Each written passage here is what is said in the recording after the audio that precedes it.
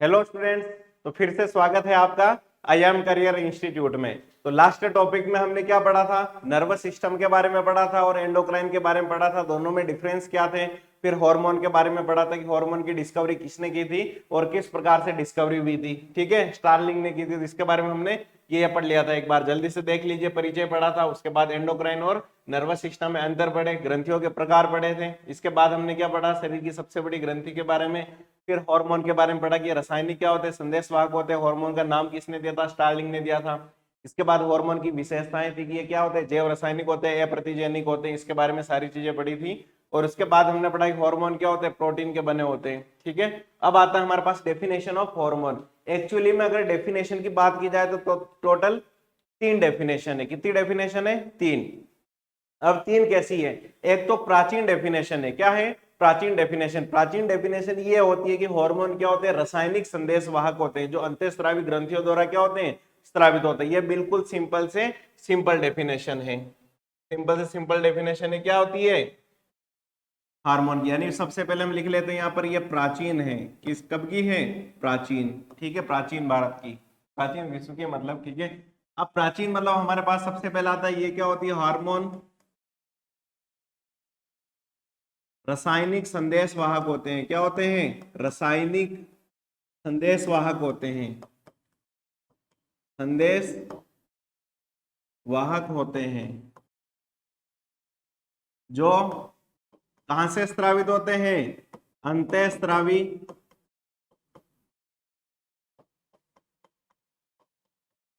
ग्रंथियों द्वारा, अंतःस्रावी ग्रंथियों द्वारा स्रावित होते हैं। कहां से स्रावित होते हैं? अंतःस्रावी ग्रंथियों द्वारा स्रावित होते हैं। कौन स्रावित होते हैं? हार्मोन। ठीक है, और ये अपने लक्ष्य अंग पर क्या करते हैं? कार्य करते हैं। तो यहां तक कंप्लीट है। हार्मोन क्या होते हैं? रासायनिक संदेशवाहक, यानी एक केमिकल के रूप में क्या ले जाते हैं? मैसेज ले जाते हैं। जबकि हमारे न्यूरॉन किस में ले जाती है? इलेक्ट्रिकल के फॉर्म में ले जाती है। हमने पढ़ा था करंट के फॉर्म में। ये हो गई प्राचीन परिभाषा। अब आते हैं हम आधुनिक पर। किस पर आते हैं? आधुनिक पर। किस पर आते हैं? आधुनिक पर। ठीक है, अब आधुनिक के अकॉर्डिंग क्या है? हार्मोन क्या होता है? बहुत ही अल्प मात्रा में स्रावित होते हैं और ये अपोषक रसायन है। अपोषक का मतलब नॉन न्यूट्रिएंट्स, यानी इसको कितना भी खा लो कोई न्यूट्रिशन नहीं मिलने वाला है। तो ये क्या होते हैं? हार्मोन या हार्मोन। ठीक है, अपोषक तथा अल्प मात्रा में। कितनी मात्रा में? अल्प मात्रा में। यहां से कहीं बार स्टेटमेंट में क्वेश्चन आता है नीट में। ठीक है, ये इससे हार्मोन क्या होते हैं? अपोषक तथा अल्प मात्रा में स्रावित होने वाले रसायन हैं। क्या है? अल्प मात्रा में स्रावित होने वाले रसायन हैं। रसायन है जो क्या करते हैं? अपने लक्ष्य अंग पर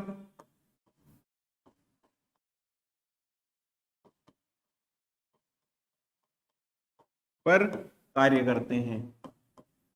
जैसे अगर इसको हम एक्सप्लेन करें तो LH और FSH हार्मोन, इनका लक्ष्य अंग क्या होता है? ओवरी होती है। और क्या होता है? टेस्टिस होता है। उस पर जाकर कार्य करते हैं। समझ में आ गया? तो हार्मोन क्या होता है? अपोषक तथा अल्प मात्रा में स्रावित होने वाले रसायन है जो क्या करते हैं? अपने लक्ष्य अंग पर जाकर कार्य करते हैं। तो ये हमारे पास किसकी परिभाषा हो गई?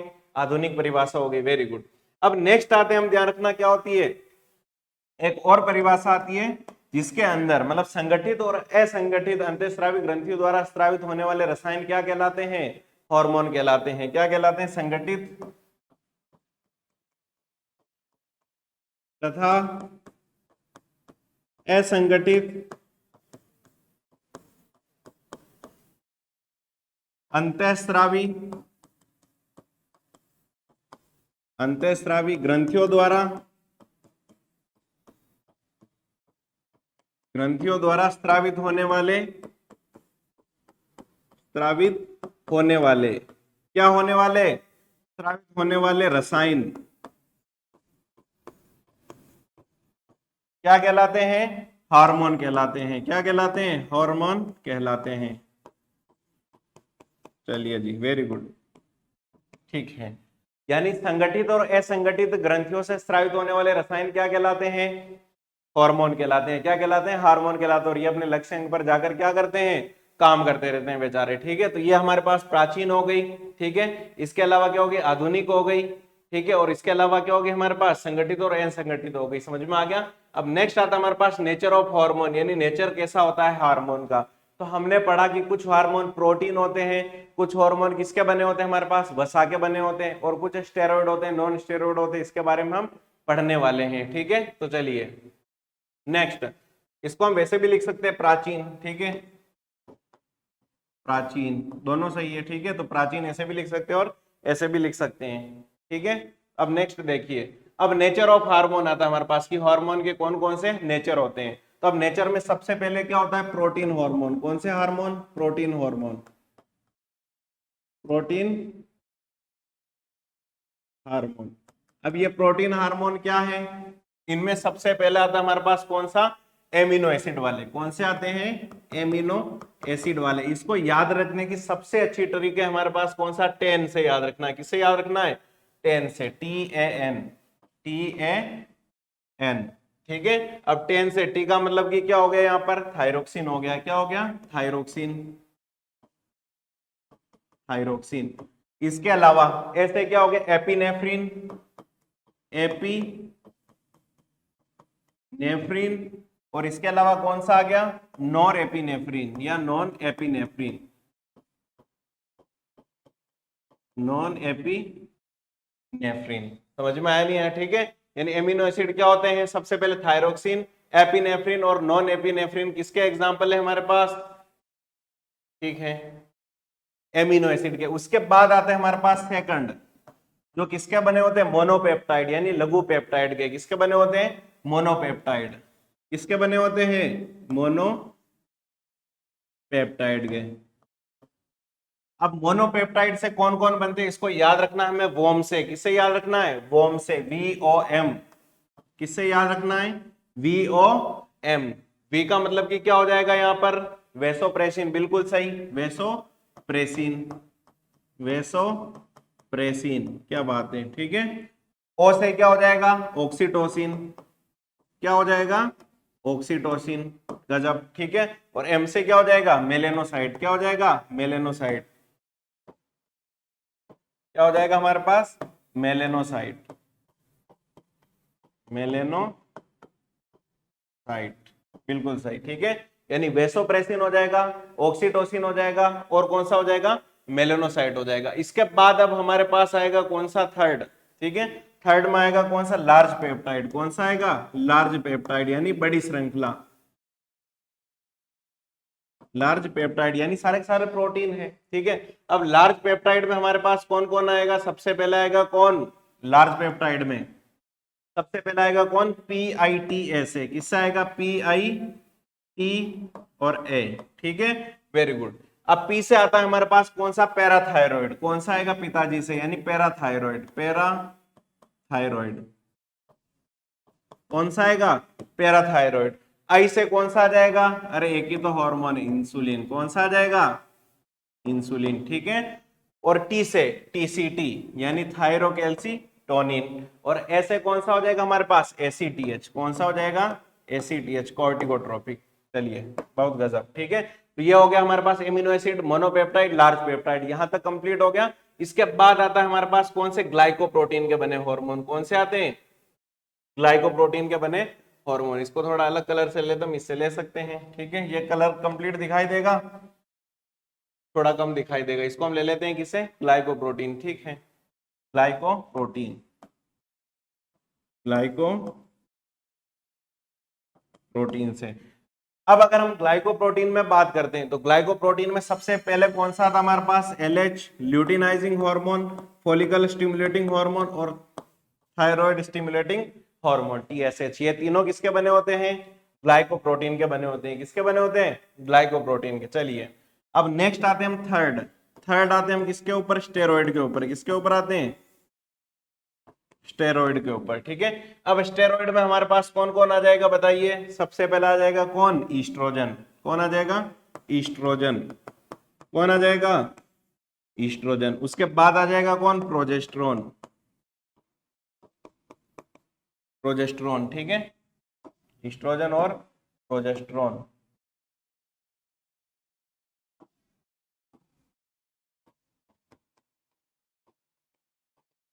प्रोजेस्टेरोन, इसके अलावा कौन सा आएगा? Testosterone. Testosterone, estrogen, progesterone, testosterone. ठीक है, अब इसमें से याद रखना, में एक तो ईस्ट्रोजन हो गया, प्रोजेस्टेरोन हो गया, टेस्टोस्टेरोन हो गया। उसके बाद आता है हमारे पास मिनरल कोर्टिकोइड। कौन सा आता है? मिनरल, मिनरल, ठीक है, कोर्टिकोइड। मिनरल कोर्टिकोइड कौन सा आएगा? Mineral corticoid. अरे वही वाला जो किसका सीक्रेशन, रीअब्जॉर्प्शन करवाता है, सोडियम पोटेशियम का, एडीएच वाला। ठीक है, मिनरल कोर्टिकोइड। इसके बाद आता है हमारे पास कौन सा? ग्लूकोकोर्टिकोइड। कौन सा आता है? Glucocorticoid, ग्लूको corticoid hormone. ठीक है, चलिए, तो ये हमारे पास हो गया, ईस्ट्रोजन हो गया, प्रोजेस्टेरोन हो गया, फिर आ गया टेस्टोस्टेरोन, मिनरल कोर्टिकोइड और ग्लूकोकोर्टिकोइड। ये सारे के सारे कौन से हो गए? स्टेरॉइड। कौन से हो गए? स्टेरॉइड। अब कुछ ऐसे आते हैं हार्मोन जो किसके बने होते हैं हमारे पास? फैटी एसिड के। किसके व्युत्पन्न आते हैं? फैटी एसिड के। ये तीन हो गए, फोर्थ लाइन। ठीक है, फैटी एसिड के, फैटी एसिड। अब फैटी एसिड का एक ही हार्मोन होता है हमारे पास, कौन सा वाला? प्रोस्टाग्लैंडिन। ठीक है, प्रोस्टाग्लैंडिन।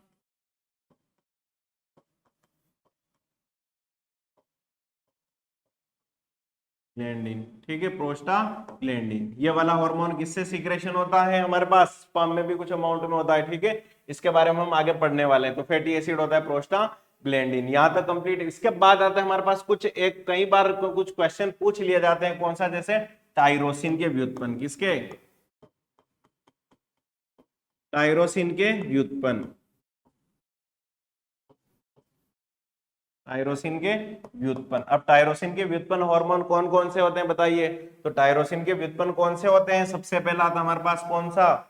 हाँ, टायरोसिन के व्युत्पन्न। ठीक है, एक तो एड्रिनलिन, जिसको हम बोलते हैं एड्रिनलिन, एड्रिनलिन। और इसके बाद और क्या बोलते हैं? Non adrenaline. ठीक है, नॉन एड्रिनलिन। ठीक है, एड्रिनलिन और नॉन एड्रिनलिन। ये हो गया हमारे पास कौन सा? टायरोसिन के व्युत्पन्न। कौन सा हो गया? टायरोसिन के व्युत्पन्न। अब कहीं बार क्वेश्चन मतलब कि अलग थोड़ा और पूछ लिया जाता है कि जैसे अब प्रोटीन का होते हुए भी लास्ट हमने पढ़ा कौन सा हमारे पास? एमिनो एसिड के थायरोक्सिन कौन सा है? प्रोटीन के व्युत्पन्न है। फिर भी ये बॉडी में क्या होता है? स्टोरेज होता है। क्या होता है? स्टोरेज होता है। तो नेक्स्ट लिखते हैं हम T3 और T4, T3 and T4 body में स्टोरेज होते हैं। जो हमने लिखा था, स्टोरेज होते हैं। ठीक है, तो ये हमारे पास हो गया T3 और T4 बॉडी में क्या होते हैं? स्टोरेज होते हैं हार्मोन। ठीक है, अब एक बार मैं यहां पर बता देता हूं प्रोटीन के व्युत्पन्न। अब मान लेते हैं जैसे हमारे पास कौन सा? LH हार्मोन आया। कौन सा आया? LH हार्मोन आया। तो ये बॉडी में क्या नहीं कर पाएगा? एंटर नहीं कर पाएगा। ठीक है, इसको मैं एक बार फिर से एक्सप्लेन कर देता हूं थोड़ा शॉर्ट में। ठीक है, अच्छा ये मिटेगा नहीं क्योंकि उस दिन की लास्ट PDF थी। ठीक है, कोई दिक्कत नहीं है, फिर भी बता देंगे हम। ठीक है, ये क्या होता है हमारे पास? प्रोटीन के जितने भी हार्मोन होते हैं ये क्या होते हैं? जलरागी होते हैं, बिल्कुल लिखा। और ध्रुवीय सिरा पानी में क्या होता है? घुलनशील होता है। अब आप समझिए, मैं उस दिन भी बताया था हमने डिलीवरी बॉय वाला लेकर। ठीक है, तो LH हार्मोन या कौन सा हार्मोन? FSH हार्मोन, ये बॉडी में नहीं जा पाते हैं। समझ में आया? और ये केवल यहाँ से मैसेज देके चले जाते हैं। इसमें क्या होती है? सेकेंडरी मैसेंजर की आवश्यकता होती है प्रोटीन वाले में, जबकि फैट वाले में नहीं होती। अब फैट वाले में कौन सा हो गया? Estrogen, progesterone. ठीक है, या टेस्टोस्टेरोन, टेस्टोस्टेरोन। कौन सा हार्मोन? ईस्ट्रोजन, प्रोजेस्टेरोन या टेस्टोस्टेरोन। Very good. चलिए ठीक है, तो यहां तक ये हमारे पास क्लियर हो गया। अब हमने पढ़ी डेफिनेशन ऑफ हार्मोन, इसके बाद पढ़ा नेचर ऑफ हार्मोन कैसे होते हैं, और इसके बाद हमने फैटी एसिड यानी प्रोस्टाग्लैंडिन, टायरोसिन के व्युत्पन्न कौन कौन से हैं, ये थोड़ा इंपॉर्टेंट है, यहाँ से क्वेश्चन आ जाता है। ठीक है, टायरोसिन के व्युत्पन्न कौन कौन से हैं, क्योंकि ये बायोमोलिक्यूल से लिंक है। ठीक है, अब आता है हमारे पास सबसे पहले एंडोक्राइन ग्लैंड्स। अब आए हम टॉपिक पर। ठीक है, कि हमारे पास एंडोक्राइन ग्लैंड कौन कौन सी होती है। ठीक है, अब एंडोक्राइन ग्लैंड में अगर हम पढ़ते हैं तो एंडोक्राइन ग्लैंड कौन कौन सी है? सबसे पहले आती है हमारे पास हाइपोथैलेमस। कौन सी आती है? हाइपोथैलेमस। ठीक है, इसके ऊपर चलेगा या नहीं चलेगा अभी हम ट्राई कर लेते हैं। सेकंड आता है कौन सा? पीयूष ग्रंथि। क्या बात है, कौन सी आती है? पीयूष ग्रंथि हमारे शरीर में, ठीक है। थर्ड आती कौन सी, पीनियल ग्रंथि। फोर्थ आती कौन सी, थायराइड ग्रंथि। और फिफ्थ आती कौन सी, पैराथायराइड। सिक्स आती कौन सी, थाइमस। सेवन आती कौन सी, पेंक्रियास। और आठवीं कौन सी आती है, एड्रिनलिन। कौन सी आती है, एड्रिनलिन। और ये 9th नंबर पर आती ओवरी और 10 नंबर पर आते कौन, टेस्टिस, ठीक है। अब ध्यान रखना, पीनियल ग्लैंड और थाइमस ग्लैंड ये एज के साथ क्या होती है, कम होती है। पीनियल प्लस थाइमस, पीटी लिख लेते हैं, ये एज के साथ क्या होती है, कम होती है, ठीक है। अब एड्रेनलिन तो हमें पता है इमरजेंसी में सबसे ज्यादा कौन सा हार्मोन स्रावित करती है, एपिनेफ्रिन और नॉर एपिनेफ्रिन, या एड्रेनलिन और नॉर एड्रेनलिन, ठीक है। ओवरी फीमेल में होती है, ये तो जानना बहुत जरूरी है। डायग्राम बना, ओवरी और टेस्टिस बना रखे, इसका मतलब बाइसेक्सुअल नहीं होते इंसान, बाइसेक्सुअल नहीं होते हैं इंसान, ठीक है। यहाँ पर ओवरी और टेस्टिस क्या है, दोनों अलग अलग यानी मेल और फीमेल के, लेकिन यहाँ एक डायग्राम बताने के लिए साथ बता दिए। बाकी ये ओवरी किसमें होती है, फीमेल में, और टेस्टिस किसमें होते हैं, मेल में, ठीक है। माल नहीं, मेल, ठीक है। ये आगे आ गए हैं, ये मेल, क्या बात है, ठीक है। चलिए ठीक है। अब ये होता है हमारे पास एंडोक्राइन ग्लैंड हो गई। सबसे पहले यहाँ पर होती है कौन सी, ब्रेन में हाइपोथैलेमस। उसके बाद कौन सी आती है, पिट्यूटरी। पिट्यूटरी के बाद कौन सी आती है हमारे पास, पीनियल ग्लैंड, जिसको हम तीसरी आंख बोलते हैं। क्या बोलते हैं पीनियल ग्लैंड को, तीसरी आंख बोलते हैं। क्या बोलते हैं इसको, तीसरी आंख, तीसरी आंख बोलते हैं, ठीक है। और ये एज के साथ कम होती जाती है, ये भी जिसको ब्रेन सेंड में कन्वर्ट हो जाती है। एक चीज हमेशा याद रखना कि आपने कई बार पढ़ा होगा कि जिनका पांचों इंद्रियों पर कंट्रोल हो जाता है, मतलब वो ज्यादातर कहते हैं मोक्ष की प्राप्ति हो जाती है, उनको किसी मोह माया से लगाव नहीं रहता है, ठीक है। अब पांचों इंद्रियों को कई बार आपने देखा है ऋषि मुनि कंट्रोल कर लेते थे, पहले हम कई बार पढ़ते आए हैं ऐसा, ठीक है। तो वो किसके कारण, यानी जो अपनी पीनियल ग्लैंड के ऊपर क्या कर लेता है, कंट्रोल पा लेता है, क्योंकि ये सेक्सुअल बिहेवियर को क्या करती है, कंट्रोल करती है। यानी मेल फीमेल जितना भी अट्रैक्शन वगैरह सब होता है, इसको मतलब सेक्सुअल बिहेवियर को कौन कंट्रोल करती है, पीनियल ग्लैंड। अगर यही क्या हो गया हमारे पास, अगर यही क्या हो गई हमारे पास, खत्म हो गई, फिर क्या होगा, ठीक है, हो नहीं पाएगा सेक्सुअल बिहेवियर वगैरह, ठीक है। तो यानी जो तीसरी आंख बोलते हैं वो पीनियल ग्लैंड को ही कहते हैं। चलिए ठीक है। अब इसमें कुछ और नेक्स्ट हम एक के बारे में पढ़ते चलेंगे। अब पहला आता है हमारे पास हाइपोथैलेमस। क्या होता है, हाइपोथैलेमस। हाइपोथैलेमस कहाँ होती है, डाइनसेफेनॉल में, यानी कौन से, ब्रेन के किसमें, डाइनसेफेनॉल पार्ट में क्या होती है, डाइनसेफेनॉल पार्ट में क्या होती है बताइए, हाइपोथैलेमस होती है। समझ में आ गया। उसके बाद ये होती है हमारे पास कौन सी, हाइपोथैलेमस के बाद ये, इसको बोलते हैं हम इस्थमस। क्या बोलते हैं, इन्फंडिबुलम, या क्या बोल सकते हैं हम इसको, स्टार्क, जो जोड़ने का काम करती है, ठीक है। और ये आती है हमारे पास पिट्यूटरी ग्लैंड, इसके बारे में अभी आगे हम पढ़ने वाले। हाइपोथैलेमस कुछ इस टाइप की होती है, ये हमें डायग्राम में बताना जरूरी था, ठीक है। यानी ये डाइसेफेनॉल होती है, यहाँ पर मतलब की क्या होती है, हाइपोथैलेमस होती है, ठीक है। तो इसके बारे में भी हम लिख लेते हैं, ये क्या होती है हाइपोथैलेमस। सबसे पहले इसको हम क्या कहते हैं, मास्टर ऑफ मास्टर ग्लैंड कहते हैं। यानी हमने देखा पिताजी के ऊपर हमेशा कौन होते हैं, दादाजी हावी होते हैं, ठीक है। जैसे चंपक चाचा आपने देखा होगा तारक मेहता के उल्टे चश्मे में, ठीक है। तो यानी अगर आपने देखा होगा तो उसमें चाचा जी हमेशा अपनी चलाते रहते हैं, तो ये क्या होते हैं, हाइपोथैलेमस इसी टाइप के चाचा जी हैं, ठीक है। हमेशा ये क्या करते हैं, सभी को कंट्रोल करते हैं, ठीक है। इसीलिए हम इसको क्या बोलते हैं, मास्टर ग्लैंड कहते हैं। क्या कहते हैं, master of master gland, master of master gland कहते हैं किसको, हाइपोथैलेमस को। हाइपोथैलेमस को क्या कहते हैं हम, मास्टर ऑफ मास्टर ग्लैंड कहते हैं। सेकंड आता है हमारे पास कौन सा, ये कहाँ होती है, डाइनसेफेनॉल कैविटी में होती है, यानी डाइनसेफेनॉल में होती है। कहां पर होती है, मस्तिष्क में, मस्तिष्क में, ठीक है। मस्तिष्क की जगह हम लिख सकते हैं ब्रेन में,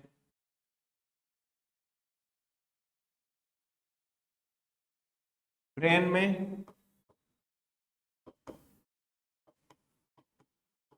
डाइनसेफेनॉल, डाइनसेफेनॉल, ठीक है। डाइनसेफेनॉल गुहा में होती है, गुहा में होती है, ठीक है। अब ये क्या करती है, हार्मोन का निर्माण, क्या करती है, हार्मोन का निर्माण व स्त्रवण करती है। क्या करती है, हार्मोन का निर्माण व स्त्रवण करती है, ठीक है। हार्मोन का क्या करती है, निर्माण और स्रवण करती है। अब ये देखो, ये पीयूष ग्रंथि के क्या होती है, ऊपर पाई जाती है। ये पीयूष ग्रंथि के या पीयूष ग्रंथि से जुड़ी होती है। पीयूष ग्रंथि से क्या होता है, जुड़ी होती है। पीयूष ग्रंथि से जुड़ी होती है। किससे जुड़ी होती है, पीयूष ग्रंथि से जुड़ी हुई रहती है। अब पीयूष ग्रंथि से जुड़ने के अलावा ये क्या करती है, पीयूष ग्रंथि द्वारा स्रावित होने वाले हार्मोन का क्या करती है, नियंत्रण करती है। यानी पीयूष ग्रंथि द्वारा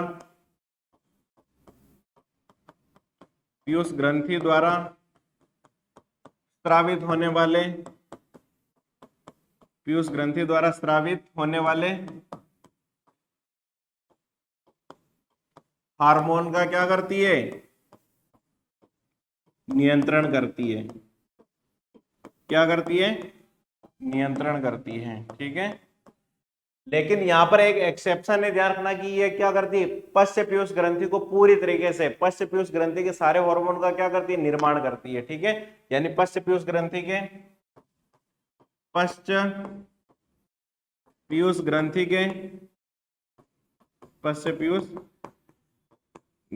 के सभी हार्मोन का निर्माण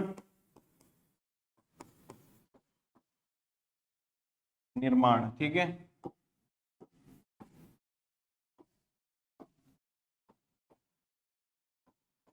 यही ग्रंथि करती है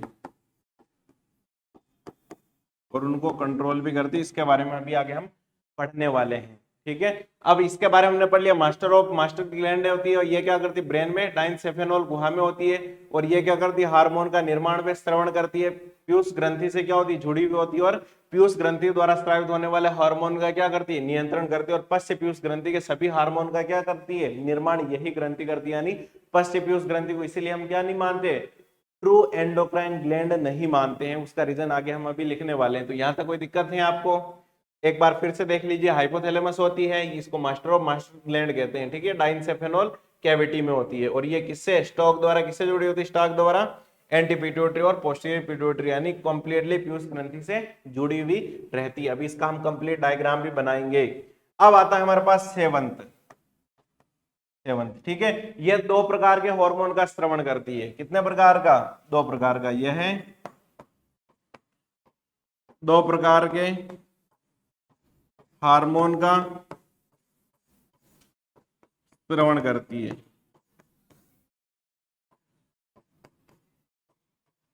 ठीक है, अब 2 प्रकार के हार्मोन कौन कौन से आते हैं वो हम इस पेज में लिख लेते हैं। पहला आता है हमारे पास कौन सा, मोचक हार्मोन। कौन सा आता है, मोचक हार्मोन। और दूसरा आता है हमारे पास कौन सा, इनिबिटरी हार्मोन यानी निरोधी हार्मोन। पहला आता है कौन सा, मोचक हार्मोन,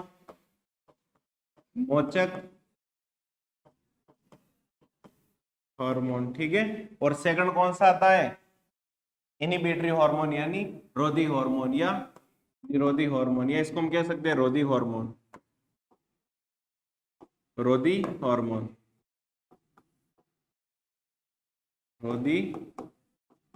हार्मोन ठीक है। कौन सा बोलते हैं हम, मोचक हार्मोन, और कौन सा बोलते हैं, रोधी हार्मोन। अब मोचक हार्मोन को हम क्या कहते हैं, रिलीजिंग हार्मोन। क्या कहते हैं, रिलीजिंग हार्मोन,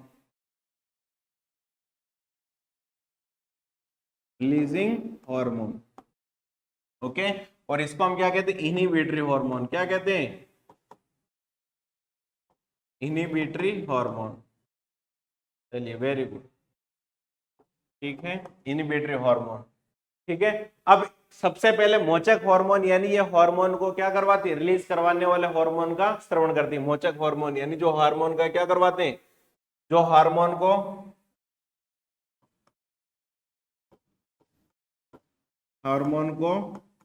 श्रवण करवाते हैं या हार्मोन का श्रवण करवाते हैं। ठीक है, जो हार्मोन का श्रवण करवाते हैं, जो हार्मोन का श्रवण करवाते हैं, क्या करवाते हैं, श्रवण करवाते हैं। अब ये इसका उल्टा हो जाएगा, ये हार्मोन के श्रवण को क्या करती है, रोकता है। ठीक है, मोचक हार्मोन। ठीक है, अब जो लगाओ तो भी चलेगा, नहीं चलेगा। ठीक है, ये क्या करती है, हार्मोन के श्रवण को क्या करती है, रोकती है। हार्मोन के श्रवण को क्या करती है, रोकती है। ठीक है, अब कौन कौन से हार्मोन स्रावित होते हैं रिलीजिंग हार्मोन के फॉर्म में? सबसे पहला आता है हमारे पास कौन सा? GnRH। ठीक है, यानी जो गोनाड के अंग होते हैं, गोनाड के अंग जिसको हम क्या बोलते हैं? टेस्टिस और ओवरी, वहां से जितने भी हार्मोन स्रावित होते हैं उसको कंट्रोल कौन करती है? LH और FSH को कौन स्रावित करवाती है? GnRH। सेकंड आता है हमारे पास कौन सा आता है? Corticoid hormone. कौन सा आता है? CRH। कौन सा आता है? CRH। उसके बाद आता है कौन सा? PRH, prolactin releasing hormone. कौन सा आ जाएगा? Prolactin releasing hormone. उसके अलावा आ जाएगा हमारे पास कौन सा? यस, ठीक है, GnRH हो गया, CRH हो गया, प्रोलैक्टिन रिलीजिंग हार्मोन हो गया। इसके अलावा आ जाएगा हमारे पास ग्रोथ रिलीजिंग हार्मोन। कौन सा आ जाएगा? Growth releasing hormone. ठीक है, अब इसके बाद आता है हमारे पास, ठीक है, ये हो गया हमारे पास प्रोलैक्टिन रिलीजिंग हार्मोन, GnRH हो गया। Thyroxine, thyroid releasing hormone, TRH,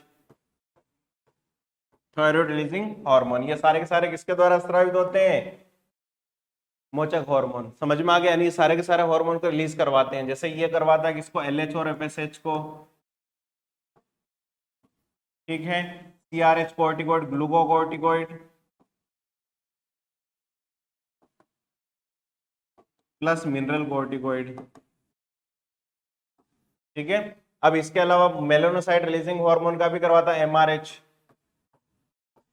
melanocyte releasing hormone. ठीक है, मेलानोसाइट रिलीजिंग हार्मोन। तो ये आप याद रख सकते हैं, इस सीक्वेंस को हम हटा सकते हैं और यहाँ से ग्रोथ रिलीजिंग हार्मोन और थायराइड रिलीजिंग हार्मोन की जगह आप याद रख सकते हैं मेलानोसाइट रिलीजिंग हार्मोन। मेन ये याद रख सकते हैं हम, यहाँ से क्वेश्चन आता है। ठीक है, मेलानोसाइट रिलीजिंग हार्मोन MRH। ठीक है, मेलानोसाइट रिलीजिंग हार्मोन यानी जो क्या करवाता है? पीनेल ग्रंथि से हार्मोन का स्रवण करवाता है। अब हार्मोन के स्रवण को कौन कौन रोकती है? अब यानी ये क्या करती है? GN inhibitory hormone. ठीक है, MIH मेलानोसाइट इनिबिटरी हार्मोन, यानी जो इसके आगे क्या कर दोगे? IH लगा दो, यानी cortico releasing, cortico inhibitory hormone, यानी इन हार्मोन के स्रवण को ये क्या कर देती है? रोक देती है। कौन? हाइपोथैलेमस। समझ में आ गया? तो इसको हम क्या कहते हैं? मोचक हार्मोन और क्या कहते हैं? रोधी हार्मोन कहते हैं। यहाँ तो कोई दिक्कत है नहीं है। चलिए, तो यानी मोचक हार्मोन, रोधी हार्मोन हो गया। मोचक हार्मोन जो हार्मोन का क्या करवाते हैं? स्रवण करवाते हैं, और हार्मोन के स्रवण को कौन रोकती है? रोधी हार्मोन, इनिबिटरी हार्मोन, जैसे GnRH, CRH, PRH और MRH। जैसे ग्लूकोकोर्टिकोइड, LH, FSH को ये कंट्रोल करती है। एग्जांपल के लिए लिखा है। और ये क्या होती है? प्रोलैक्टिन। और ये क्या हो गया? मेलानोसाइट हो गया। ठीक है, और इनके स्रवण को ये वापस रोकती भी है। ठीक है, स्रवण को क्या करती है? वापस रोकती भी है, क्योंकि एक टाइम पर जाकर उसको क्या करना है? वापस से कंट्रोल करना है। थायराइड रिलीजिंग हार्मोन वगैरह सारे इसमें आएंगे। ठीक है, तो यानी जितने भी हार्मोन उसको रिलीजिंग करवाने का काम यही करती है। इसके बाद आता है हमारे पास कौन सी ग्रंथि? पीयूष ग्रंथि। कौन सी ग्रंथि? पीयूष ग्रंथि। ठीक है, तो अब पीयूष ग्रंथि के बारे में हम सबसे पहले लिखते हैं। अब पीयूष ग्रंथि कहाँ होती है? सबसे पहले तो ये सेला टर्सिका नामक गुहा में होती है। कहाँ होती है? सेला टर्सिका नामक गुहा में होती है। कहाँ होती है? सेला टर्सिका नामक गुहा में होती है। ठीक है, सेकंड, ये स्टॉक द्वारा या इन्फंटिबुलम द्वारा, स्टॉक द्वारा हाइपोथैलेमस से जुड़ी होती है। हाइपोथैलेमस से जुड़ी होती है। ठीक है, तीसरा आता है इसकी उत्पत्ति। क्या आता है? उत्पत्ति। इसकी उत्पत्ति कौन सी होती है हमारे पास? उत्पत्ति कौन सी होती है? एक्टोडर्मल। कौन सी होती है? एक्टोडर्मल, यानी एक्टोडर्म से इसकी क्या होती है? उत्पत्ति होती है। ठीक है, अब इसके कितने भाग होते हैं हमारे पास? 2 भाग होते हैं। ठीक है, यानी पश्च पीयूष ग्रंथि, पश्च पीयूष ग्रंथि के 2 भाग होते हैं। कितने भाग होते हैं? 2 भाग होते हैं। कौन कौन सा? पहला आता है कौन सा? अग्र पीयूष ग्रंथि, अग्र पीयूष ग्रंथि। और दूसरा कौन सा आता है? पश्च पीयूष ग्रंथि। कौन सा आता है? पश्च पीयूष ग्रंथि। ठीक है, अग्र पीयूष ग्रंथि और कौन सा आता है? पश्च पीयूष ग्रंथि आता है। ये 2 किसके पार्ट होते हैं? पिट्यूटरी ग्लैंड के। ये वाला अभी हमने पढ़ा था। एक तो ये अग्र वाला भाग और ये कौन सा होता है? पश्च वाला भाग। ये आगे वाला भाग और ये फर्स्ट वाला भाग होता है, ठीक है। चलिए वापस, अब अग्रपीयूष ग्रंथि के बारे में अगर हम देखते हैं तो अग्रपीयूष ग्रंथि में क्या होता है सबसे पहले, तो सबसे पहले हम ये देखते हैं कि अग्रपीयूष ग्रंथि, ठीक है, इसका कंट्रोल तो हम कह सकते हैं किसके पास होता है, कंट्रोल तो किसके पास होता है, हाइपोथैलेमस के बाद, ठीक है। लेकिन हार्मोन का निर्माण होता है इसमें, ठीक है, हार्मोन का संश्लेषण होता है, हार्मोन का संश्लेषण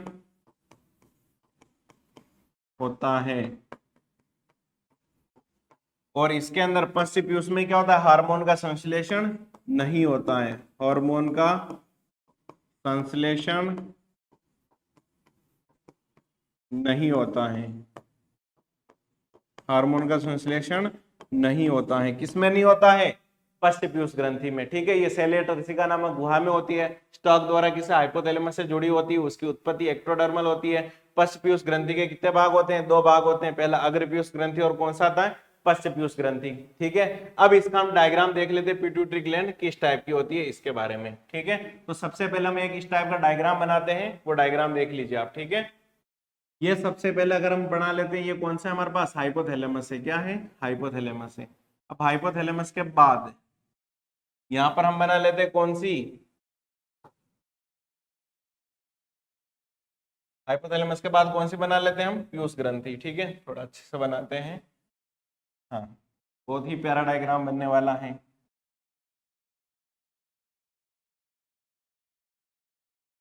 ये, ठीक है। चलिए, तो ऊपर कौन सी हो गई, हाइपोथैलेमस, ठीक है, क्या हो गई, हाइपोथैलेमस। ये क्या हो गई हमारे पास, अरे भाई, ठीक है, कहीं नहीं कहीं बच गए, ठीक है। ये क्या होती है हमारे पास, हाइपोथैलेमस, हाइपोथैलेमस, ठीक है। अब ये क्या होती है हमारे पास, पिट्यूटरी ग्लैंड, पिट्यूटरी ग्लैंड, ठीक है। यह इसको हम लिख सकते हैं पीयूष ग्रंथि, इंग्लिश में ज्यादा नाम नहीं लिखेंगे, PITI, पीयूष ग्रंथि,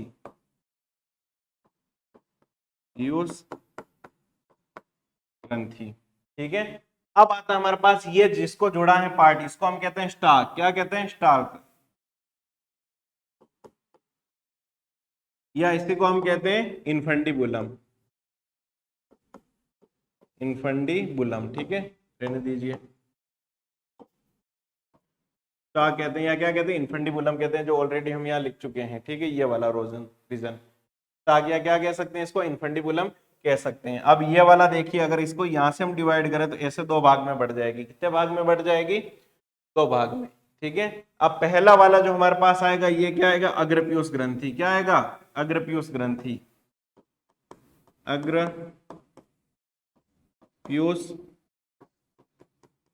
ग्रंथि, जिसको हम क्या कहते हैं, anti pituitary gland, anterior pituitary gland, ठीक है। अब इसके दो नाम है वापस से, ठीक है, इसको या क्या कह सकते हैं हम, एडिनो हाइपोफाइसिस, क्या कह सकते हैं, एडिनो हाइपोफाइसिस,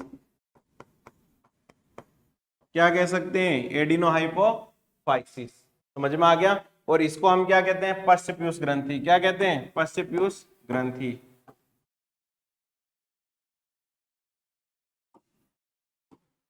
इसको हम कहते हैं पश्च पीयूष ग्रंथि। ये क्या हमारे पास, पश्च पीयूष ग्रंथि, इसको हम क्या बोलते हैं, पोस्टीरियर पिट्यूटरी ग्लैंड, क्या बोलते हैं, पोस्टीरियर पिट्यूटरी ग्लैंड, या इसी को हम कहते हैं न्यूरो हाइपोफाइसिस। एडिनो हाइपोफाइसिस के बाद क्या आता है, न्यूरो हाइपोफाइसिस,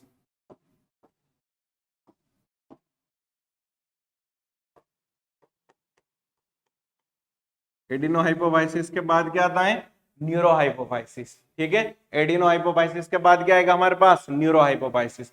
अब यहां पर हमें एक चीज समझनी है, ठीक है, वो क्या समझनी है, देखिए, सबसे पहले क्या होता है, आर्टरी द्वारा जो ब्लड आता है, किसके द्वारा आता है, आर्टरी द्वारा ब्लड आता है, ठीक है, धमनी द्वारा, इसमें हमें पता है कि कौन सी गैस आएगी, ऑक्सीजन गैस आएगी। कौन सी आएगी? ऑक्सीजन गैस आएगी। ये कहाँ जाएगी? हाइपोथैलेमस में जाएगी। ठीक है।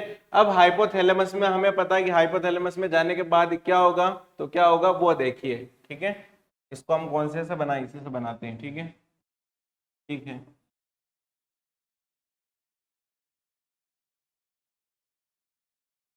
ये इस टाइप से, ठीक है। ये होता है हमारे पास प्राथमिक भाग। कौन सा होता है? Primary part. और ये कौन सा होता है? Secondary part. कौन सा होता है? Secondary part. ठीक है। अब क्या होगा यहां पर समझना है हमें, यहाँ थोड़ा इसको इधर मिला देते हैं हम, डायग्राम अब अच्छा लगेगा। ठीक है, हाँ भाई।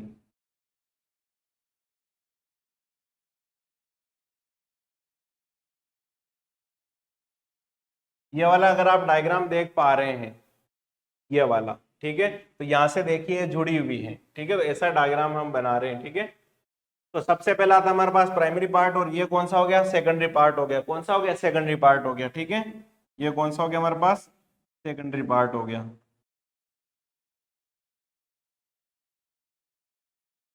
ठीक है, अब सेकेंडरी पार्ट में क्या होगा? उधर चले गए तुम, हम उधर ढूंढ रहे थे आपको।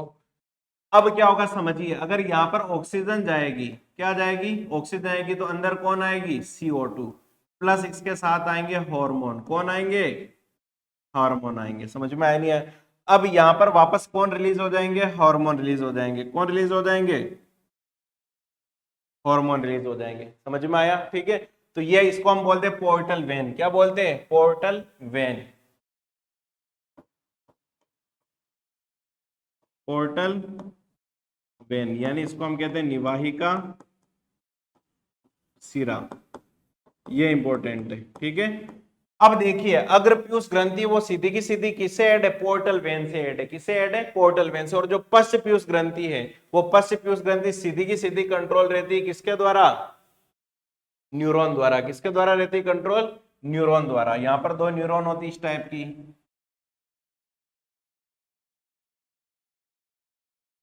ये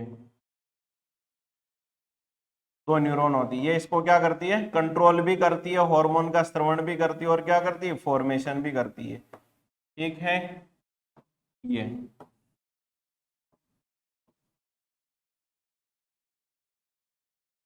लो,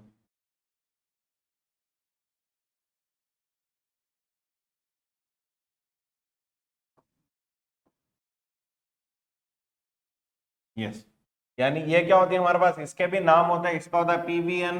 अभी इसकी फुल फॉर्म हमारे सिलेबस में नहीं है, और ना ही ये PVN-SON है, फिर भी हम लिखवा देते हैं। ठीक है, पर याद नहीं रखना आपको। तो अगर आप यहाँ पर नोटिस करेंगे एक चीज, तो जो हमारे पास कौन सा एडिनो हाइपोफाइसिस है, उसका तो कंट्रोल किसके पास है? इसी के पास। यानी ये हार्मोन का निर्माण यही कर रही है। ठीक है, लेकिन श्रवण किसके हाथ में? हाइपोथैलेमस के हाथ में। लेकिन यहाँ पर समझना है कि ये नियंत्रण और क्या करती है? फॉर्मेशन दोनों।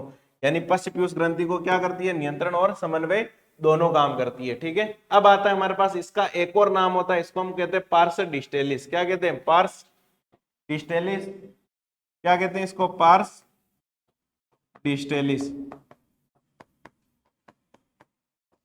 के साथ, और इसका क्या नाम है? Pars intermedia. क्या नाम है? Pars intermedia.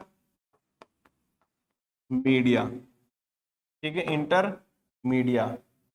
Intermedia, pars distalis और पार्स इंटरमीडिया, इसको हम क्या कहते हैं? Pars nervosa. क्या कहते हैं? Pars nervosa. क्या कहते हैं? Pars nervosa. ठीक है, अब यहां पर इंपॉर्टेंट चीज क्या आती है हमें, वो लिखनी है। तो लिखिए, लिखिए चलिए। पश्च पीयूष ग्रंथि, पश्च पीयूष ग्रंथि, हाँ, हार्मोन का निर्माण नहीं करती है। निर्माण नहीं करती है। समझ में आया नहीं है? हार्मोन का क्या नहीं करती है? निर्माण नहीं करती। पश्च पीयूष ग्रंथि हार्मोन का निर्माण नहीं करती। तो अब हार्मोन का निर्माण कौन करती है? हाइपोथैलेमस। पश्च पीयूष ग्रंथि हार्मोन का निर्माण नहीं करती, यानी अब हम लिख सकते हैं पश्चपीयूष ग्रंथि के हार्मोन का निर्माण, पश्चपीयूष ग्रंथि के हार्मोन का निर्माण हाइपोथैलेमस में होता है, हाइपोथैलेमस में होता है। ठीक है, किसमें होता है सीधा का सीधा निर्माण? हाइपोथैलेमस में होता है, यानी पश्चपीयूष ग्रंथि के हार्मोन के निर्माण किसमें होता है? हाइपोथैलेमस में होता है। अब एक कहीं कभार ये क्वेश्चन आ जाता है सीधा का सीधा कि जो हमारे पास कौन होती है, पश्चपीयूष ग्रंथि होती है, उसको कंप्लीट अंतःस्रावी ग्रंथि नहीं माना जाता पूर्ण रूप से। क्यों नहीं माना जाता है? क्योंकि वो हार्मोन का निर्माण नहीं करती है, केवल और केवल क्या करती है? स्टोरेज करती है। ये क्या करती है? पश्चपीयूष ग्रंथि। यस, यहां लिख सकते हैं पश्चपीयूष ग्रंथि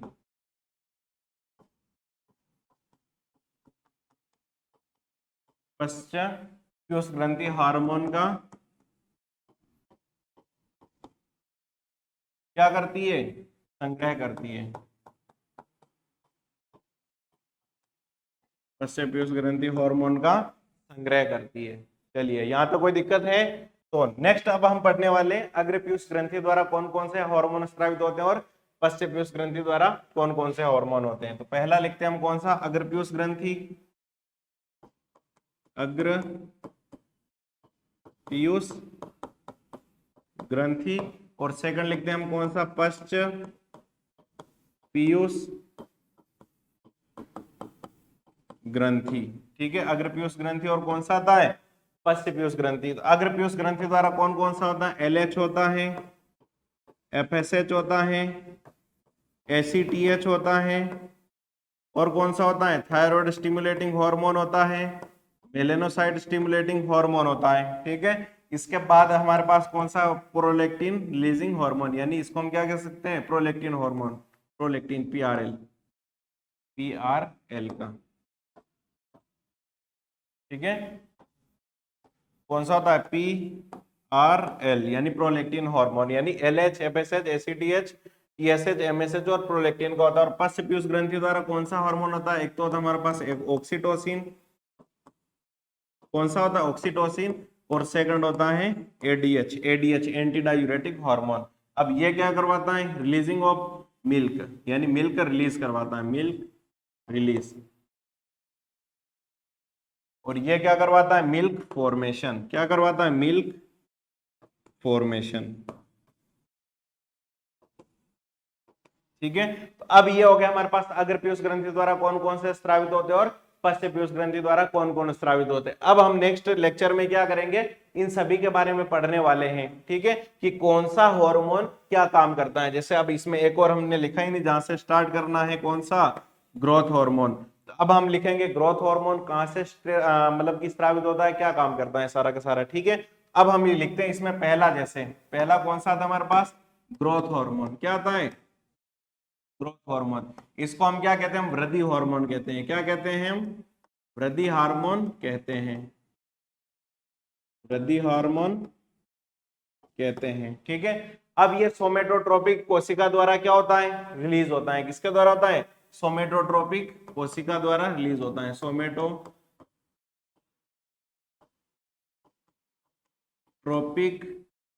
कोशिका द्वारा स्रावित होता है। किसके द्वारा होता है? सोमेटोट्रोपिक कोशिका द्वारा स्रावित होता है। ठीक है, अब ये किसके द्वारा रिलीज होता है? सोमेटोट्रोपिक कोशिकाओं द्वारा रिलीज होता है। ठीक है, अब सोमेटोट्रोपिक कोशिकाओं द्वारा रिलीज होता है, इसलिए इसको हम क्या कहते हैं? सोमेटोट्रोपिन कहते हैं। क्या कहते हैं हम? सोमेटोट्रोपिन कहते हैं। क्या कहते हैं? सोमेटोट्रोपिन कहते हैं। क्या कहते हैं इसको? सोमेटोट्रोपिन कहते हैं। ठीक है, अब इसके अलावा ये क्या करता है? BMR को बढ़ाता है। BMR यानी बेसिक मेटाबॉलिज्म रेट, यानी हमें डेली कितनी मेटाबॉलिज्म यानी उपापचय क्रियाओं के लिए जरूरी ऊर्जा है, उसको क्या कर देता है? BMR को बढ़ाता है। ठीक है, BMR को क्या करता है? बढ़ाता है। इसके अलावा ये क्या करता है? मांसपेशियों की ग्रोथ, मांसपेशियां यानी पेशियों की ग्रोथ को क्या करता है? बढ़ाता है। पेशियों की ग्रोथ करता है। किसकी ग्रोथ करता है? पेशियों की ग्रोथ करता है। ठीक है, किसकी मतलब कि पेशियों की, इसको हम लिख सकते हैं मसल्स की ग्रोथ करता है। किसकी करता है? मसल की ग्रोथ करता है। ठीक है, मसल्स की ग्रोथ करता है। अब मसल्स की ग्रोथ करने के बाद क्या होता है? एक तो इसके ज्यादा सीक्रेशन से क्या होता है और कम सीक्रेशन से क्या होता है। ठीक है, पहला था हमारे पास अतिस्त्रवण, पहला था कौन सा? अतिस्त्रवण, और दूसरा था कौन सा? अल्पस्त्रवण। कौन सा आता है? अल्पस्त्रवण। अगर इसका ज्यादा स्त्रवण हुआ तो क्या हो गई? अतिकायता। क्या होगी? अतिकायता। जैसे आपने खली को देखा होगा। ठीक है, अतिकायता में क्या हो जाते हैं? काफी मोटी हो जाते हैं, जाइंगेटिज्म कहते हैं। ठीक है, अतिकायता। और कभी कभार इसमें क्या हो सकती है? कभी कभार मृत्यु भी हो सकती है। कभी कभी मृत्यु भी हो सकती है। ठीक है, मृत्यु भी हो सकती है। कभी कभी क्या हो सकती है? इसमें मृत्यु भी हो सकती है। और अल्पस्त्रवण से क्या हो जाता है? बोनापन। क्या हो जाता है? बोनापन। ठीक है, अल्पस्त्रवण से क्या हो जाता है? बोनापन से हो जाता है। ठीक है, तो अब यहां तक हमने पढ़ा है ग्रोथ हार्मोन। अब नेक्स्ट कल स्टार्ट करेंगे प्रोलैक्टिन, और उसमें हम पीयूष ग्रंथि के सारे हार्मोन को कवर कर लेंगे। ठीक है, तो यहां तक आपको पढ़ना है। आज का जितना भी हमने पढ़ा है पीयूष ग्रंथि, हाइपोथैलेमस के बारे में और उसके द्वारा स्रावित हार्मोन के बारे में और उसके डायग्राम के बारे में। ठीक है, हार्मोन की परिभाषा पढ़ी और उसका नेचर पढ़ा है। अब नेक्स्ट हम क्या करेंगे? 2 लेक्चर में ये चैप्टर कंप्लीट हो जाएगा। एक लेक्चर में हम क्या करेंगे? पीयूष ग्रंथि, पीनियल ग्रंथि, थायराइड ग्रंथि द्वारा हम कंप्लीट कर लेंगे, और जो रिमेन बची है ग्लैंड वो सारी एक साथ कंप्लीट हो जाएगी। ठीक है, तो यहां तक आप पढ़ते रहिए, जो कुछ डाउट आए वो आप वापस से पूछते रहिए। ठीक है, bye, have a nice day. Okay, thank you so much.